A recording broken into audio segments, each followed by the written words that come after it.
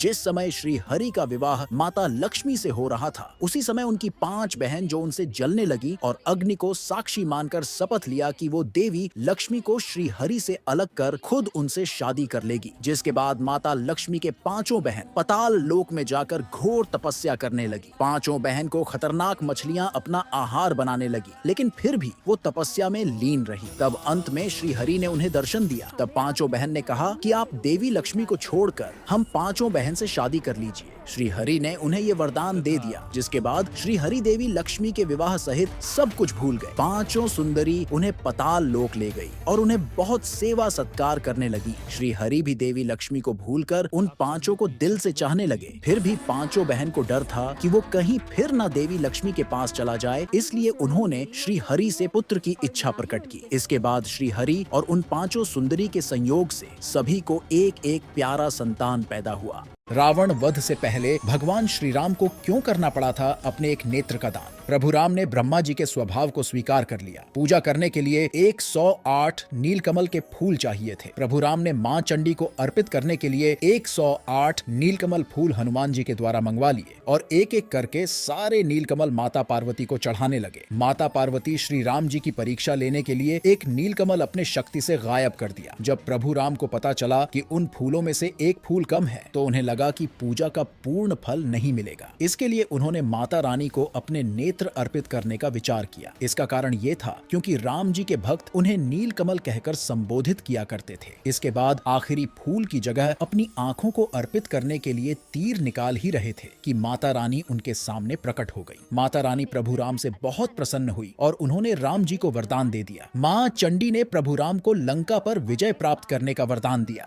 क्या हुआ जब सीता माता ने देखा राम जी का कटा सिर? रावण ने प्रभु श्री राम का नकली सिर बनवाकर उसे रावण माता सीता के पास अशोक वाटिका में ले गया। माता सीता प्रभु श्री राम का कटा सिर देखकर रोने लगी। रावण बोला कि कल रात में जब तेरा वनवासी पति और उसका भाई लक्ष्मण और वो वानर गहरी नींद में सो रहे थे, तब मैंने तेरे पति को मरवा दिया और उस वानर का तो एक प्रहार से ही काम तमाम हो गया और लक्ष्मण सेना समेत अपनी जान बचाकर भाग गया। उसके बाद सीता माता को प्रभु श्री राम का टूटा धनुष दिखाता है। ये सब देख माता सीता रावण से हंसते हुए बोली, जिस लक्ष्मण ने 14 वर्ष न सोने का प्रण ले रखा है, तू उन्हें निद्रा मग्न कह रहा है। मूर्ख, जिन श्री राम ने भगवान शिव का धनुष खंडित किया था, तू मुझे उनका खंडित धनुष दिखा रहा है। और जिस हनुमान को मैंने चिरंजीव होने का वरदान दिया है, तू उसे मारने की बात कर रहा है। यह सुन रावण क्रोधित हो गया और वापस चला गया। राम जी के सच्चे भक्त कमेंट में जय श्री राम जरूर लिखें।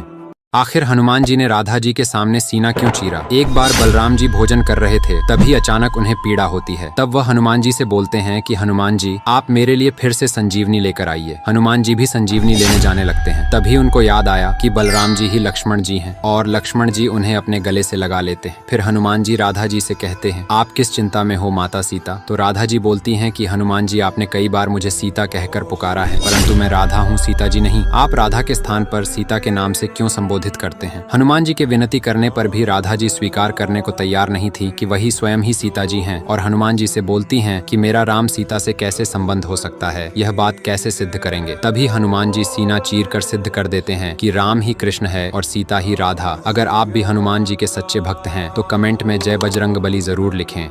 आखिर क्यों हुई माता सीता हनुमान जी से परेशान? वैसे तो माता सीता हनुमान जी को अपना पुत्र मानती है। लंका से अयोध्या वापस आने के बाद माता सीता ने सोचा, मैंने तो कई सालों से अपने पति की सेवा नहीं की, अब तो मैं अपने प्रभु की खूब सेवा करूंगी। पर जैसे ही वो राम जी के लिए कुछ करने जाती, हनुमान जी वहाँ पहुँच जाते और खुद ही सब कुछ करने लगते। वो एक समय के लिए भी राम जी को अकेला नहीं छोड़ते। ये सब देखकर माता सीता बड़ी परेशान हो गई। फिर एक दिन एक छोटी सी बच्ची हनुमान जी से मिलने आई। उसने पूरे दिन हनुमान जी से सवाल पूछ पूछ कर को बड़ा परेशान कर दिया। तब हनुमान जी उस बच्ची से बहुत परेशान होकर उससे बोले, हे देवी, आप जो भी हैं, कृपया करके मुझे कुछ समय के लिए अकेला छोड़ दीजिए। तब वह बच्ची कहती है, क्यों? मैं क्यों आपको अकेला छोड़ूं? क्या आप कभी प्रभु श्री राम को अकेला छोड़ते हैं? ये सुनकर हनुमान जी को अपनी गलती का एहसास हुआ। वह उस बच्ची से कहते हैं, मुझे मेरी गलती का एहसास दिलाने वाली आपको इस साधारण बच्ची नहीं हो सकती। कृपया आप मुझे अपने असली रूप में दर्शन दे। ये सुनकर वो बच्ची अपने असली रूप में आती है और वो कोई बच्ची नहीं बल्कि स्वयं माता पार्वती थी। दोस्तों, आखिर क्यों श्री कृष्ण जी ने बर्बरीक का सरदान में मांगा? दरअसल एक बार कृष्ण जी ने बर्बरीक की परीक्षा ली। उन्होंने बर्बरीक से कहा कि इस पेड़ के सारे पत्तों को एक ही तीर से छेद दो। तब बर्बरीक ने तीर वृक्ष पर चला दिया। जब तीर एक एक करके सारे पत्तों को छेदता जा रहा था, तब एक पत्ता वृक्ष से नीचे गिर गया, जिसे कृष्ण जी ने अपने पैर के नीचे छुपा लिया ताकि यह पत्ता तीर बच जाए। लेकिन सभी पत्तों को छेदने के बाद वह तीर कृष्ण जी के पैर के पास रुक गया। तब बर्बरीक कहता है कि प्रभु, आपके पैर के नीचे एक पत्ता दबा है, कृपया कर आप अपना पैर हटाए। मैंने तीर को केवल पत्ते छेदने का आदेश दिया है, पैर का नहीं। बर्बरीक का इस चमत्कार को देखकर श्री कृष्ण चिंतित हो गए कि यदि गौरव हारने लगे तो बर्बरीक उनके साथ जरूर खड़ा होगा। इसी कारण श्री कृष्ण जी ने बर्बरीक से उसका सरदान में मांग लिया। तभी बर्बरीक श्री कृष्ण को अपना सिरदन में दे देता है। तब श्री कृष्ण ने खुश होकर कलयुग में स्वयं के नाम से पूजित होने का वरदान दिया। कमेंट में जय श्री कृष्णा जरूर लिखें।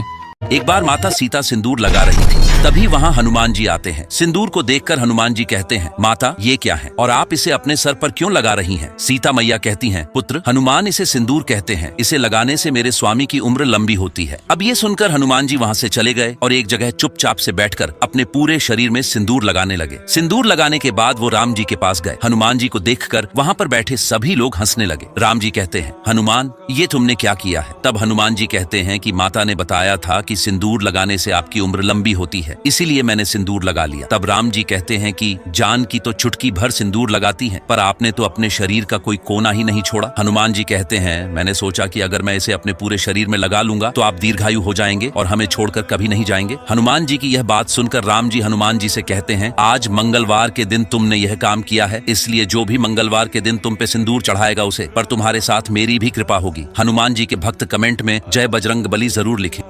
समुद्र में सेतु बनाने के लिए राम जी ने पानी में फेंका एक पत्थर, लेकिन वो तैरने के बजाय डूब क्यों गया? ये बात तब की है जब दुनिया का सबसे पहला ब्रिज यानी राम सेतु बन रहा था। दिन भर काम करने के बाद सभी वानर सेना रात्रि में विश्राम करने के लिए चले गए। तभी अकेले में राम जी ने एक पत्थर उठाया और पानी में फेंक दिया, लेकिन वो डूब गया। राम जी ने फिर से एक पत्थर उठाया और उस पर राम लिखकर पानी में फेंक दिया, लेकिन वो तब भी डूब गया। राम जी सोचने लगे कि जब कोई दूसरा मेरे नाम से पानी में पत्थर फेंकता है तो वो तैरने लगता है, और जब मैं खुद अपने हाथों से पत्थर फेंकता हूँ तो वो डूब क्यों जाता है? ये सब कुछ हनुमान जी पीछे से देख रहे थे। राम जी को चिंतित देख हनुमान जी ने प्रभु राम से पूछा कि प्रभु क्या हुआ? तब राम जी ने कहा कि तुमने तो सब कुछ देख ही लिया है, लेकिन ये बातें किसी को मत बताना, लोग मेरे बारे में क्या सोचेंगे? तब हनुमान जी ने हंसते हुए कहा कि प्रभु ये बात तो मैं हर एक व्यक्ति को बताऊंगा, क्योंकि आपकी लीला को मैं जानता हूँ। आपके भक्तों में ही इतनी शक्ति है कि वो आपके नाम से पत्थर पानी में तैरा सके, और जिस पत्थर को आपने अपने हाथों से त्याग दिया वो तो डूबेगा ही ना।